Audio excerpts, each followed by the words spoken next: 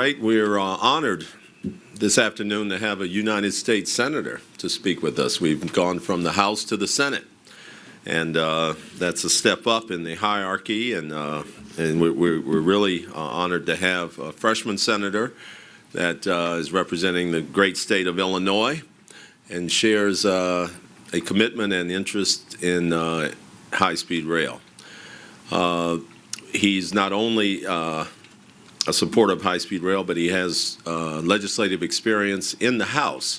So when they say crossing the aisle, he not only crosses the aisle, he crosses the yard between the House and the Senate.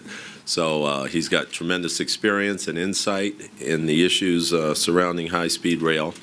And he is someone that I think we can look to work with as this issue of federal legislation gets developed on both sides of the Capitol. Frankly, we've got some strong supporters in the House. We also have some strong challenges in the House now with these new members, as we talked about earlier. We also have some challenges in the Senate. We don't have the leadership in the committee, frankly, that we have in the House. And the Senate tends to get preoccupied in a lot of matters and doesn't have time to address issues as expeditiously sometimes as they do in the House. But with this new senator and others like him, I'm optimistic that we'll be able to achieve substantial goals during this next couple of years. So I'd like to have the formal introduction done by a friend of mine and a friend of the senator, and someone who is representing a firm that is a new member to the United States High-Speed Rail Association. And they embraced the association around the time of our New York conference in November, and joined up with the association at that time, and have continued their support and involvement. And in large measure, they're responsible for our next speaker. So Sandy, come on up and say a few words. Give him a round of applause. Sandy Stein. Thank you. Thank you, Thomas. And yes, I'm Sandy Stein with the Chicago office of Quarles and Brady. And we want to thank Thomas for being a great friend and encourage us to become a member of the organization, a sponsor of this event, as well as Andy. I think it's been a terrific program. We're happy to be here. Now, I live in the 10th Congressional District of Illinois, which means that up until last November, I was one of those fortunate people who was served by Congressman Mark Kirk for 10 years. And then in November, he was elected not once, but twice to the United States Senate.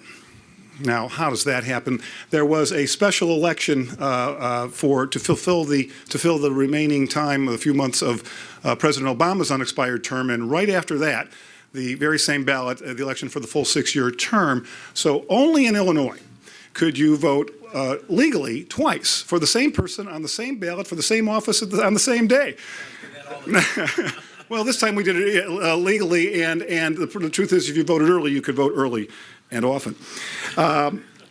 Anyway, how fortunate we are that that occurred. I have thought for the longest time that Senator Kirk is the kind of person who should serve in Congress, who should serve in the Senate. He's been educated at Cornell University, the London School of Economics, Georgetown Law School.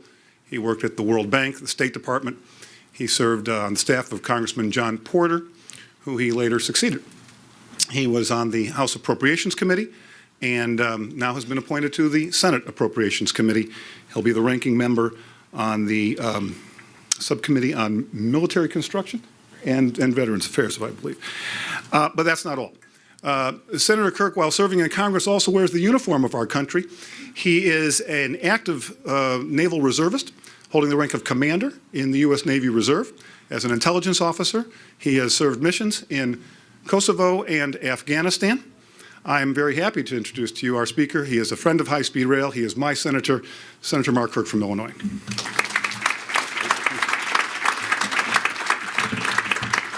Well, I want to thank Sandy and Tom for having me here as a moderate, thoughtful Republican, very much in the ideological center one of the few Republicans very much standing up for high-speed rail and the infrastructure upgrade of the United States. And I'm particularly happy to be here after reading Tom's memo today on a public, or I should say private-public partnership for high-speed rail, which in my view is the only way to really maintain a legislative momentum for this in the new Congress, but more on that later.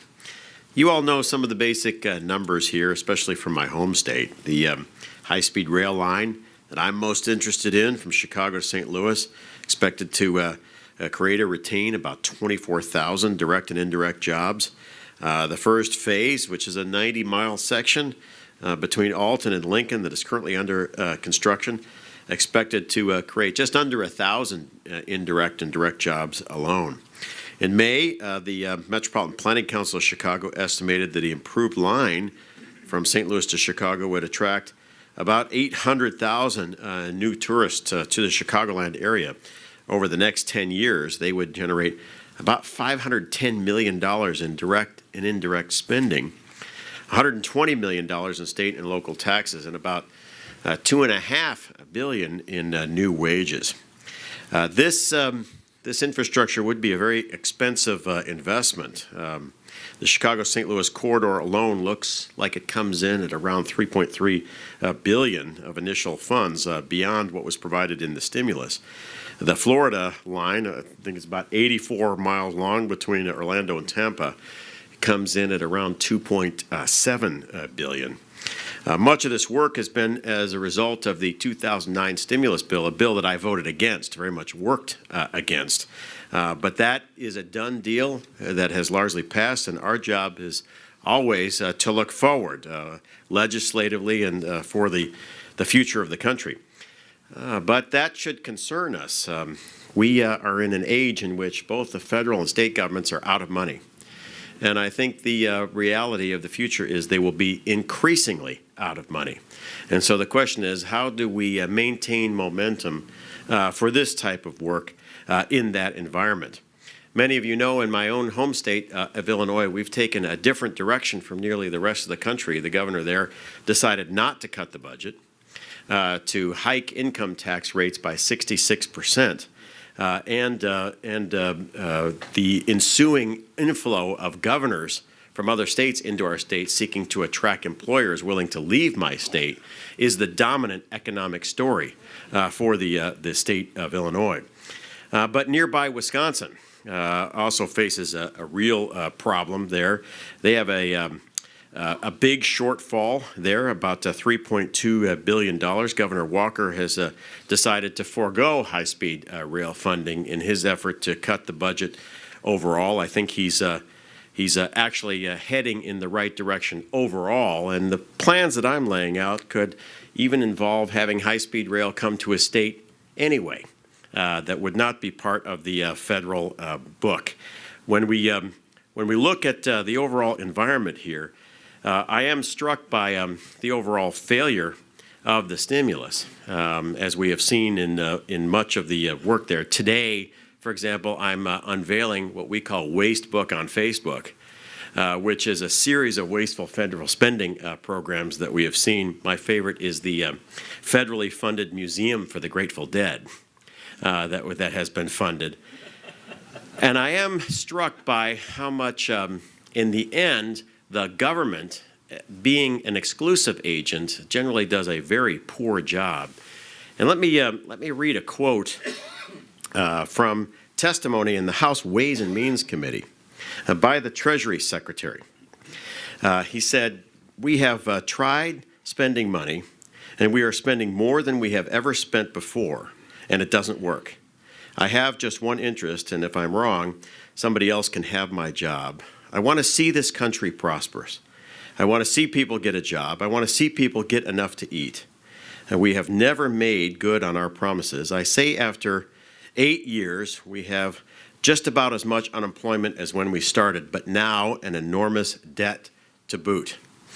That was not Tim Geithner. That was FDR's Treasury Secretary 8 years into the New Deal, basically saying the New Deal had failed. And I think much of what we see today is extraordinary waste and debt at great inefficiency. And so how can we change that? Now, coming from Illinois, we revere President Lincoln, and we think about his top two accomplishments, which just about everyone would agree would be the Emancipation Proclamation and the victory in the Civil War. But for everybody in this room, our job, I hope, over the next couple of years, especially with a Republican Congress, is to recall, arguably, what is the third great achievement of the Lincoln administration. And what was that? The Transcontinental Railway Act, in which, if you've read Stephen Ambrose's book, Nothing Else in the World Like It, lays out how candidate Lincoln in 1859 was the #1 proponent of the Transcontinental Railway Act. And when you look at what was done, the Railway Act put forward what I would call the ultimate, and I use my words very specifically, private-public partnership to finance and then build what was the #1 infrastructure development project in the history of the country for the 19th century. When we look at it back then, the Central Pacific and Union Pacific Railroads, two private corporations who were created by Congress but overwhelmingly private funded, laying about 2,000 miles of track at about the pace that a man could walk, and completing this all in just 5 years. A stunning achievement which hopefully can be repeated again. When you look at the private-public partnerships out there today, for example, I look at the tunnel connecting the port of Miami in Florida to the mainland, currently under construction. This is a consortium of banks and construction companies, collectively known as Miami Access Tunnel, LAC, or MAT, that has worked with the Florida Department of Transportation to design, build, finance, and maintain and operate the tunnel with a $607 million budgeted cost, all with cost overruns to be borne by the MAT. Now, to allow MAT to pay back its loans, the Florida Department has had the company pay about or be paid about $100 million in milestone payments, and currently, right now, they expect the Department of Transportation to pay about $350 million to MAT so far. Once the tunnel is completed, the consortium is responsible for operating and maintaining it for 35 years. They receive about $32 million a year in what's called availability payments, and I think it's one key model for what's happening right now today that recalls the Lincoln heritage of how we can fund infrastructure development. I would highlight this with how we built, for example, the Boston's Big Dig program, which was financed and built entirely by the federal government. Its initial projection of cost was $6 billion, and in the end, it was finally completed at a cost of $22 billion. The challenge that we face today, then, is how do we maintain momentum for high-speed rail in this era in which the government does things very poorly. Both state and feds are out of money, and yet we need this. We need this for the future of the country, and we see it running in other states. Now, yesterday, we saw Vice President Biden unveiling a 6-year, $53 billion plan with $8 billion scheduled for next year alone to upgrade rail networks. I will just tell you, here's the bad news. The Congress will not fund it at $53 billion. I think that's extraordinarily optimistic and not likely to happen. The good news is, if we follow Tom's memo that's just released and we produce legislation along its lines, then we will be able to fund it. We will make up the difference with private funds. And I think that is the way that I hope Chairman Mica goes.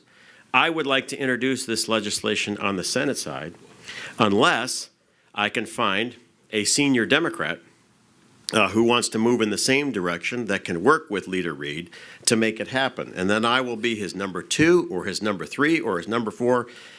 Credit is not important. What's important is getting this infrastructure built and making it actually happen. I am not interested in any press conferences or ribbon cuttings or consultants' studies. In my view, there's only one key issue for us to wrestle with here, which is not what does the technology look like? What is the rolling stock? What is the manning? What is the schedule? The only interesting subject for me to work on right now is where is the money to put this thing together. If it's put together in the correct way, as President Lincoln did, the money will find the project. If we entirely depend on the federal government to fund this, we will fail. We will absolutely fail in the current environment. I will tell you, as a Republican elected in this election, who still maintains a lot of connections to my colleagues in the House, their view, and I think it is correct, the number one threat to the country, its national security and its future, is the federal debt. Yesterday, I led a group of senators to watch the United States go into debt. There is a little office at 9th Street in Washington, D.C., called the Bureau of the Public Debt, where we borrow money.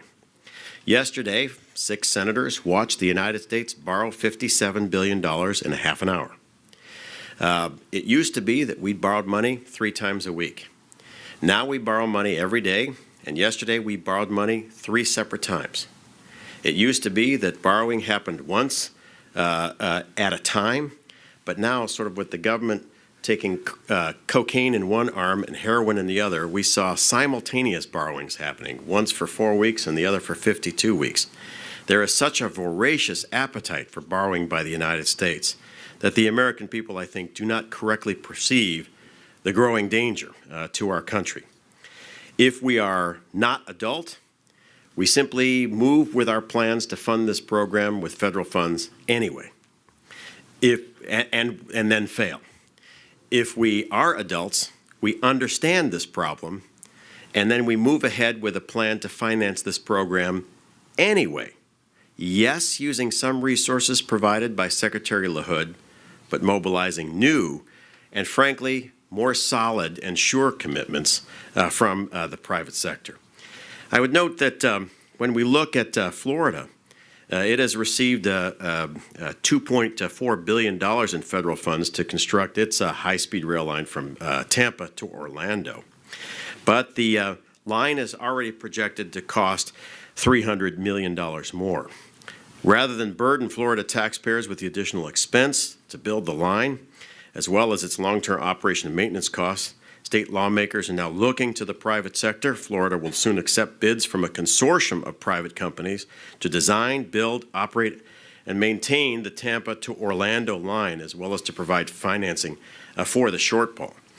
The winning consortium will be compensated in a number of ways. Milestone payments will be made while the line is under construction, and once the line is completed and passenger service commences, the winning consortium will have a 30-year concession to operate the line.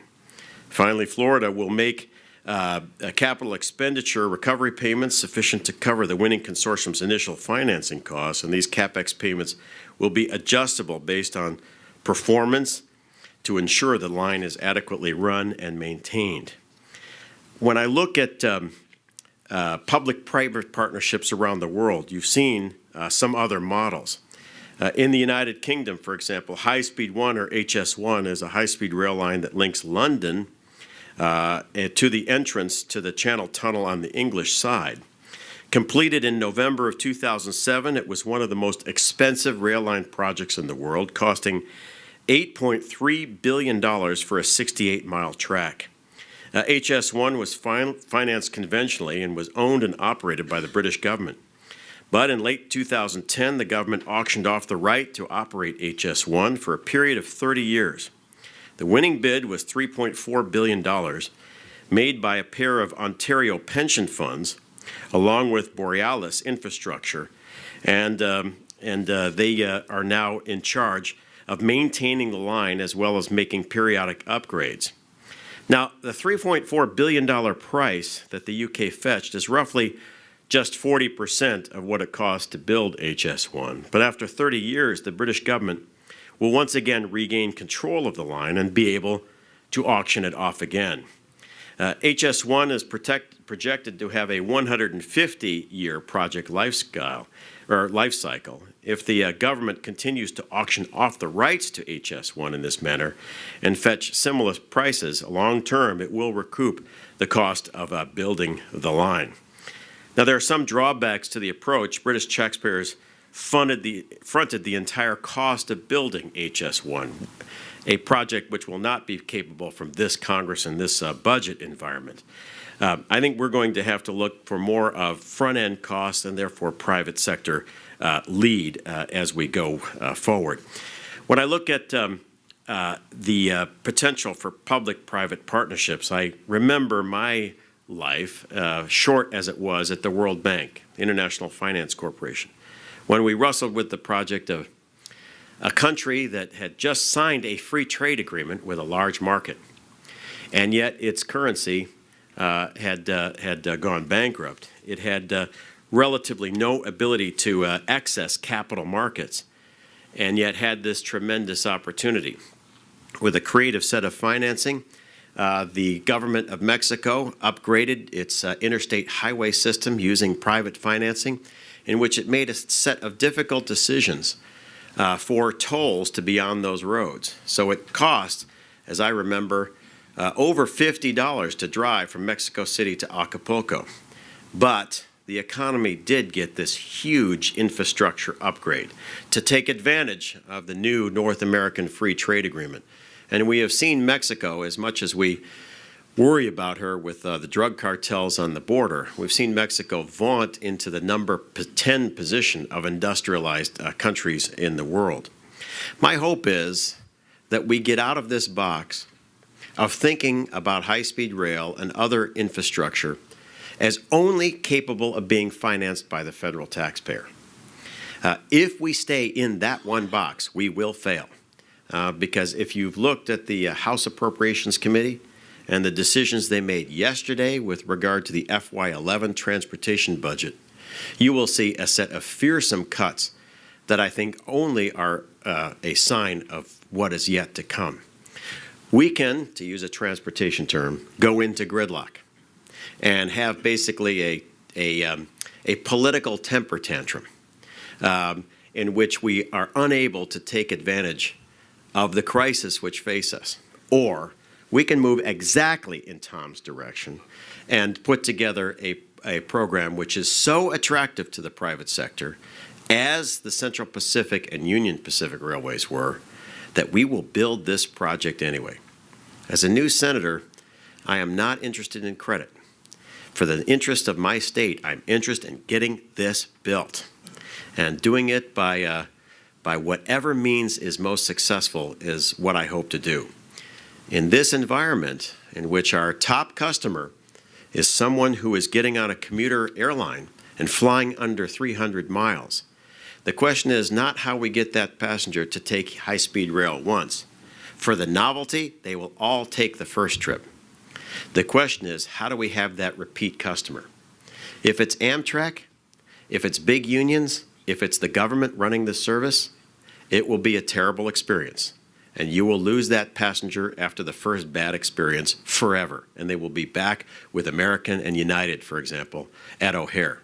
If, on the other hand, is private sector and private-led with some government support, then the institution inherently will have to put the passenger first in their experience. The schedule will have to be at the speed and convenience that they want. And we absolutely will attract that passenger, as we know is appropriate for this technology at this distance. If you are willing to support me in this effort, if you're willing to support Tom's vision, then you have one new Republican from the state of Illinois that will work night and day to make this infrastructure happen. So anyway, thank you very much. You bet. Got two questions? Yeah. Senator Kirk has agreed to answer some questions, so please. If I may, it's not a question, but if you're looking to reach across the aisle for a senior Democrat, I couldn't suggest anybody better on high-speed rail than Senator Bill Nelson. Yep. He's without a doubt. I'll start over. If you're looking to reach across the aisle and find a senior Democrat, could not ask for better than Senator Bill Nelson of Florida. he is a very strong advocate of high-speed rail, period, and certainly high-speed rail in Florida. I can't promise you that he's not going to want to have press conferences because he is up for re-election and he is going to have a lot of opposition from your party. Right. But he, without a doubt, would be somebody that would be willing to do that for you, I am sure. Yeah, I am not interested in partisan advantage. I'm interested in building a railroad. And so, yeah.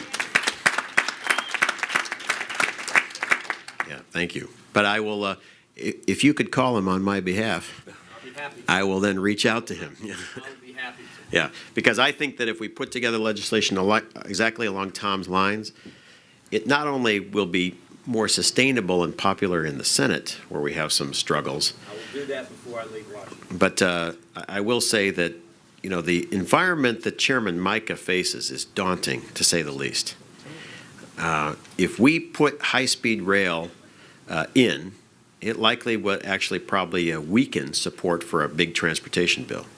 If we put private-public partnerships to build high-speed rail in at the front, it not only makes the bill more bulletproof, it actually will add Republican votes to the bill, and I think that's the way to go. Anybody else? I have one. Sure. Senator, your great skill in crafting legislation obviously is something that we've seen in Illinois for a long time. Appreciate your being able to do that. What I notice and what we've been hearing at this conference is a lot of relationship to the Eisenhower's building of the highway, the interstate highway system. We've heard about Sputnik moments. I don't believe outside of this room there are all that many people who really feel that our country is threatened if we don't build high-speed rail today. No. How do we get that vision and understanding that we share out to the public? I think actually that's not going to be successful. That this is not an interstate highway moment, and I think the Sputnik rhetoric is more exclusively reserved to the White House and not shared as widely as it should be. Our difficulty is to wrestle with the number one threat to the economy, which is the federal debt.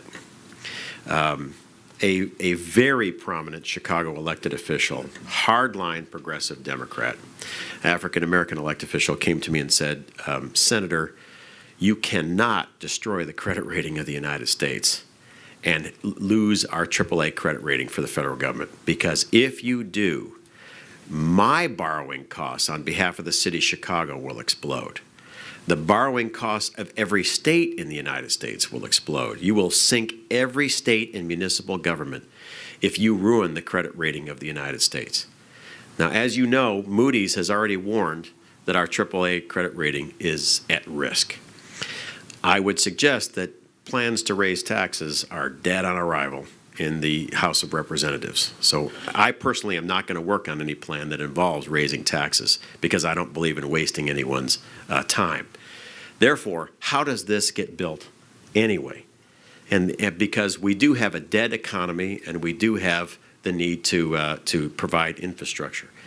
You and I both can sit down, probably with the advice of experienced investment bankers, and design a plan that will immediately attract a wide range of capital to build this thing. But you have to give control over to the private consortium to be able to decide rolling stock, technology, speed, manning. This cannot be run by a bunch of big government unions. That is a recipe for utter failure and political opposition. And so the question is, do we want this infrastructure built?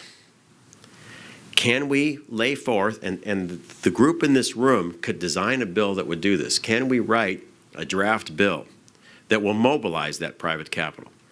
By the way, we'll then have to have private capital standing behind it saying, if this bill passes, we will then fund it.